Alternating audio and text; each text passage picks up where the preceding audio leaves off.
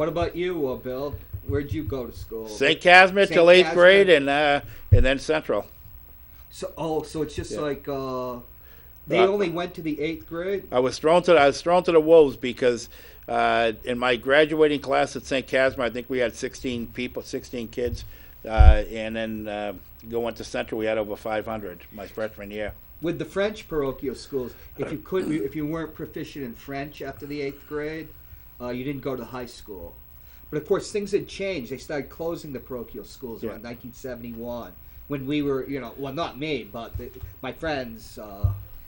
The guys our age, a lot of them didn't go. Well, I was going to say gals, but gals had their own school back in those days. Not mine. I mean, Bishop Bradley, and then there was Immaculata. Yeah, right? that was prior. That was before us. So That was because my mother Trinity. went, When I was at Central, Trinity was Trinity then. it was still it was Yeah. Trinity. Yeah. So Bishop prior- Bradley was just before us. Yep. Prior to us, it was they killed- Bishop Bradley. But they still called it Bishop Bradley, for a few Right, years because they get after used to that. it. Yeah. But my mother went to a grade school, and I had her Catholic school, and I had her certificate. But Bill Cashin knew exactly what it was. I had no idea. I'd never heard of this school. Yeah, But it's again, getting back to even like coaching, one thing I didn't coach was I didn't coach any of the central programs, but I did help out West High School football for a year, which was a lot of fun. But guys, which I appreciate, Danny O'Neill, obviously great friend of mine. He's running for alderman at large again. Hopefully he gets in. He started me out. We both started coaching together. Kevin Kavanaugh, another one that's on. Pat Long, another one that's on the board that worked really hard to work with kids and to keep them on the straight and narrow through sports. Well, I was explaining to somebody that a lot of the people in politics know each other and have been interacting with people for years, and either through PTA, they call it when I was a kid, but PTO, or coaching and stuff. Yeah. And you meet each other and know each other. Right. And like Danny became under the tutelage of Bill Cashin.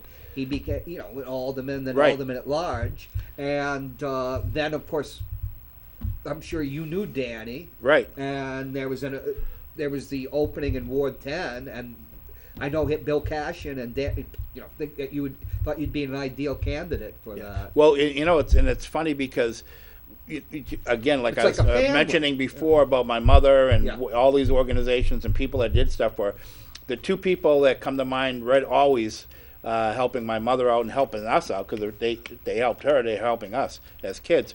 Chris Barrow and Bill Chris Kelly. Barrow. Now, Bill Kelly was the alderman in Ward 4 for a long time. That's right, Okay, that's and Danny O'Neill, he started out alderman in Ward 4.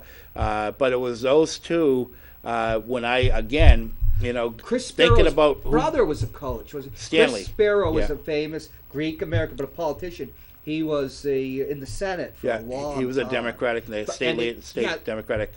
And his brother was Yeah. a famous coach. But Danny has a brother who's a coach. Pat, yeah, Danny's got a brother, Pat, a good friend of Central. mine. I actually coached with Pat. So this is kind of interesting, and now I just thought of it. I started out my coaching career with Danny O'Neill, and I ended it with Pat O'Neill. Because what happened was, and this is like a 40-year span, as I started out at 19, 20 years old, and then when my daughter was 1, Pat had called me and said he was going to be coaching Central Little League. Prior to that, we were both coaching Manchester Babe Ruth baseball. So we went. I said yeah. So I coached over at Central Little League for 2 years. Ironically, that's where I started my baseball career, was at Central Little League. So it was pretty. It's pretty interesting how you start, how you end. And I miss it, but when I retired from the sheriff's office, I was only 2 years retired, and I told my wife, "Hey, maybe I'll run for alderman," because that was my next step. Was Right. I've already coached. I've coached every league that I played in. Now I'm going to give back by getting involved with politics because they did. Bill Kelly did a lot for our family. So. That's what, when I was thinking about my mother, being over at Pearl, she knew Grace Metalius, who's 2 years older than her, because they came from the neighborhood around the Pearl Street School. And when she's talking about, oh, this is our church, but there's another church just over here, and then there's another one over here. Yeah. It's like when you're a Congregationalist, there was two churches, one on the west side, one on the east side.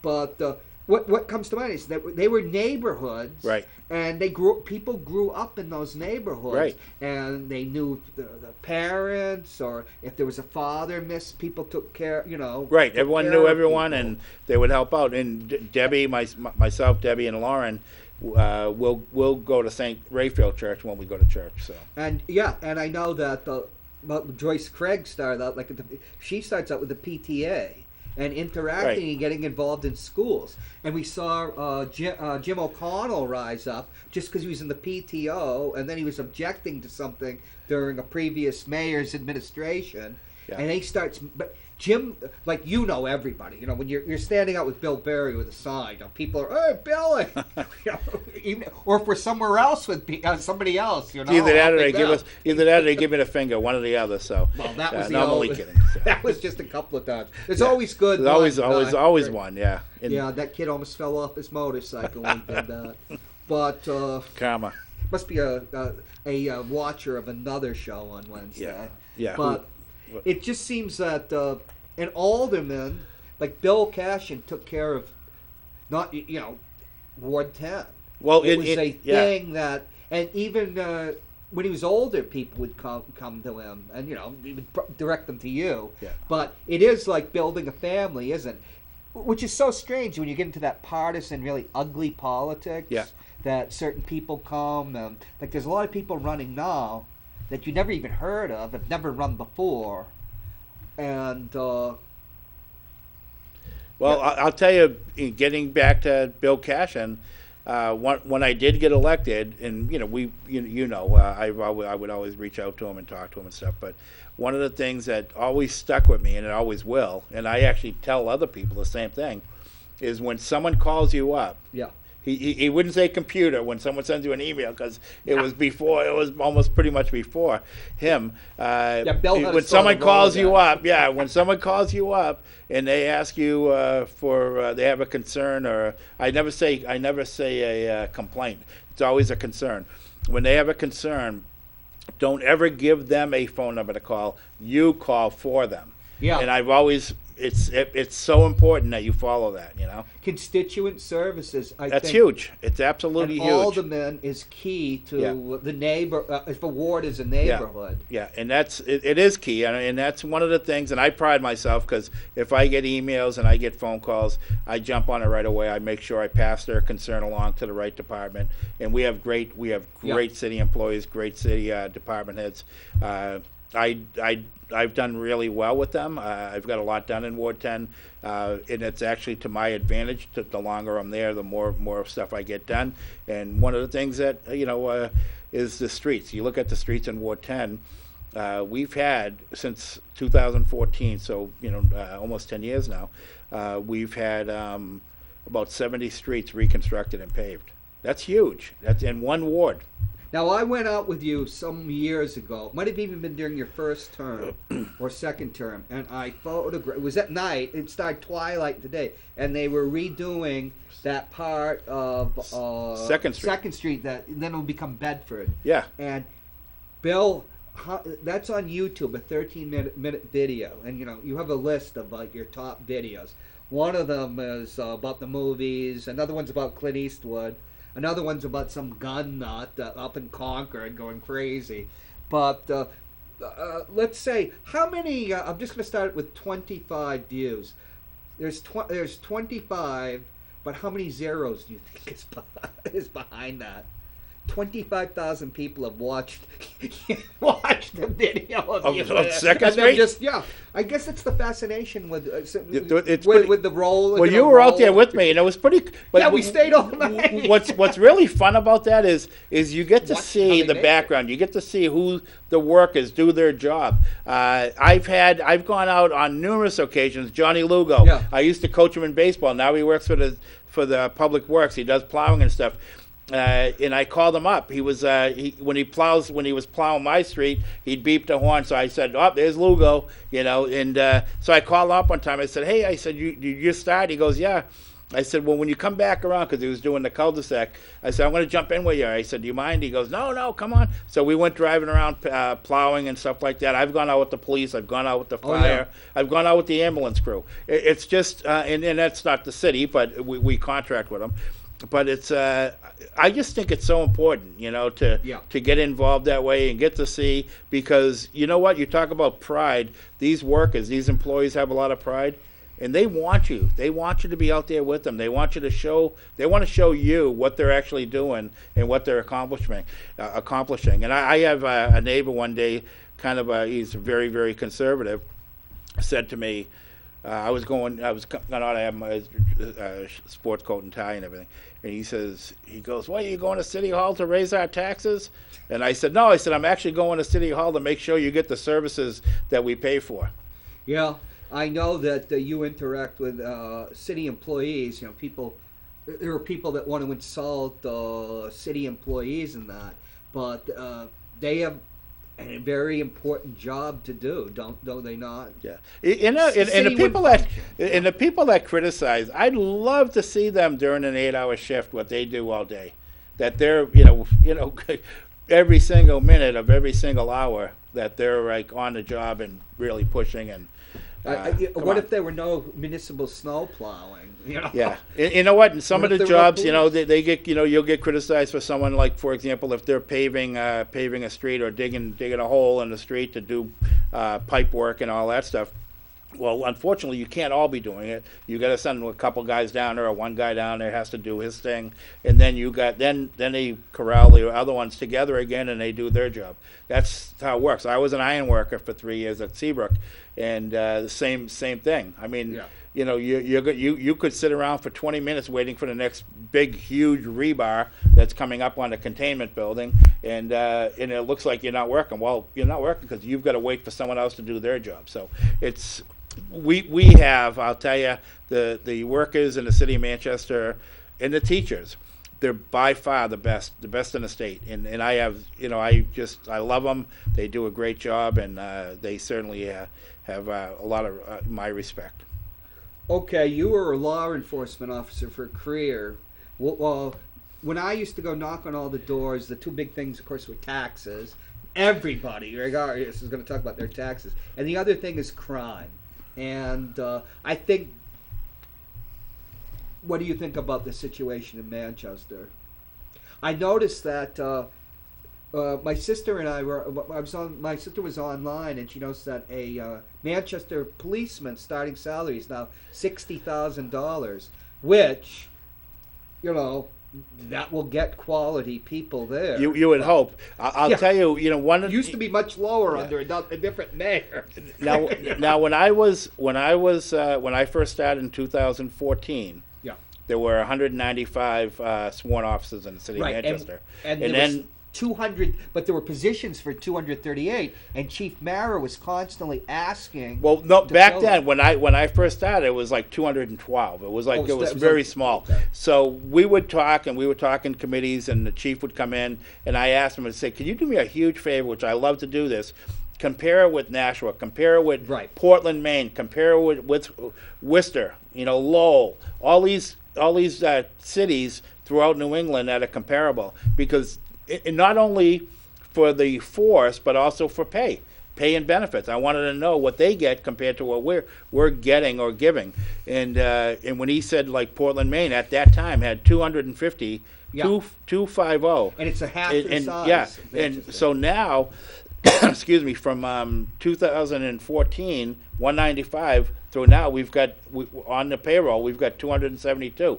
Doesn't mean we filled them all yet. Right. Because we're still looking, but you're hoping that the incentive's going to be there for them. If you pay them well, you give them good benefits, and you show them respect, and you support them, that goes a long way, because they need that. They want to see that from their elected officials. Two things. There was the Pat Long and Joyce Craig, when she's on the Board of Aldermen, wrote their own budget, and it was one of those big ones. It was 3.99%.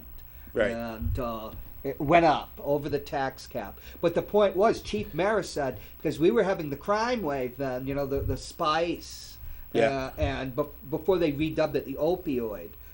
So none of, Chief Maris says, I need more more people, and he'd been asking.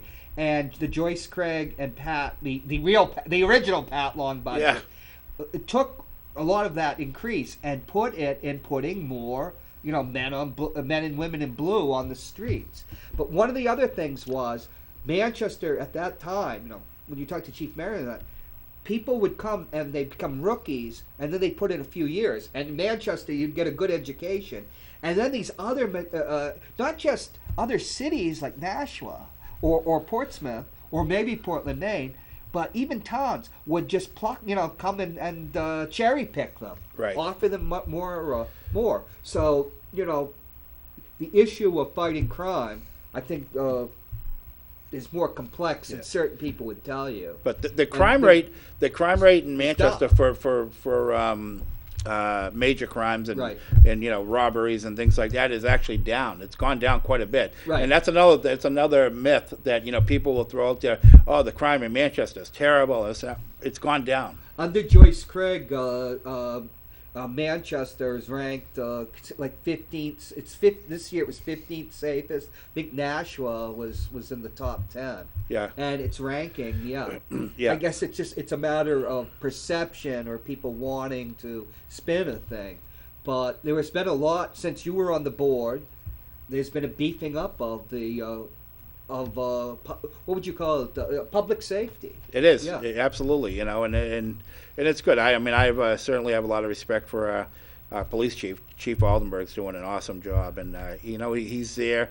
If you ever have a question or ever have a concern, I can call him up on himself, because sometimes something may be happening on.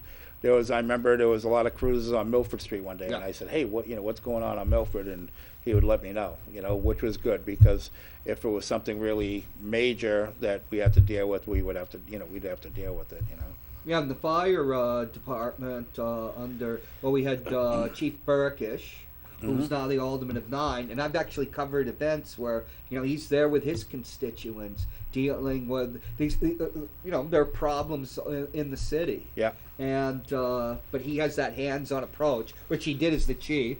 Then we're going to have another ex-chief, Goonan, is going to represent Ward 2. But the fire department's now under Bill Cashin's great nephew. It's not his nephew; it's his great nephew. Yeah, Ryan. Ryan's a good guy. He's a hard worker. But they did a lot of outreach, under Burkish and then particularly Goonan, in trying to help and solve the problem with the homeless. Right. Yeah. Yeah.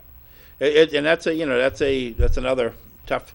That's a whole show. Well, it is. But I have my views on it, my opinions. Danny O'Neill, I know he's pretty strong with his opinion on it. Pat Long and myself, we got a lot of flack for it, but we were the ones that proposed to get Gatehouse in the city of Manchester. Right. Give them $300,000 to do their thing, and because in my opinion, and I'll talk for myself only, but I honestly think that the only way you're going to help the homeless and get the homeless into a better situation is if you spend the money and you get them into detox, you get them off the street into detox. There are some people that are suffering from mental illness that need extra assistance. They're not the ones that you're going to push into detox and rehab and so on, but you want to make sure that they have the ability to go and get assistance from Manchester Mental Health. You want to make sure that they get it. But as far as Gatehouse signed a contract for a year to get 60 people off the street, and the only reason they did it for a year, they were going to do it a shorter time period, but they wanted to make sure that they had enough time to actually do it. Well, they got it done in 2 months. 60 people off the street. And I don't care, if we give $300,000 to a for-profit or $300,000 to a non-profit, if they get the results that we want, who cares? That's what it's all about. Yeah, everything you hear about Gatehouse it's been a success. We've had people on the show talking about it.